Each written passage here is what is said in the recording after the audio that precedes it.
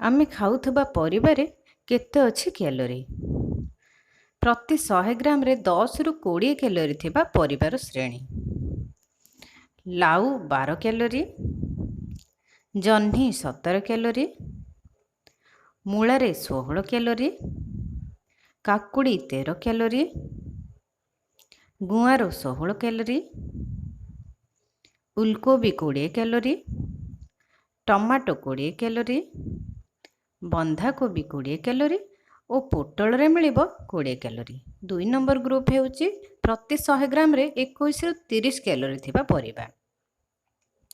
कखारु 25 कैलोरी, beans 26 calorie, कलरा 25 calorie, बैगण 24 calorie, सजना छुई 26 कैलोरी, फूलकोबी 30 कैलोरी, कैप्सिकम 24 कैलोरी और भेंडी 35 कैलोरी। 3 नंबर ग्रुप प्रति 100 ग्राम रे 31 रु 50 कैलोरी थिबा परिबा।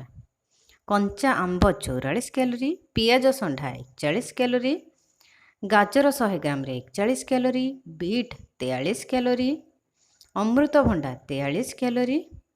अधिक कैलोरी थिबा परिबा। एही सब परिबा आपण जदि ओजन कमाउछंती ताहले नियंत्रण करी खांतु।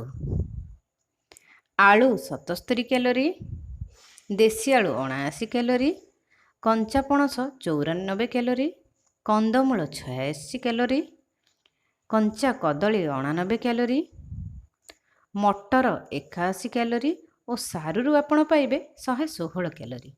वीडियोटी को पूरा देखिथिबारु धन्यवाद। मो चैनल को लाइक शेयर और सब्सक्राइब करंतु। कमेंट करिया को भूलंतु नहीं।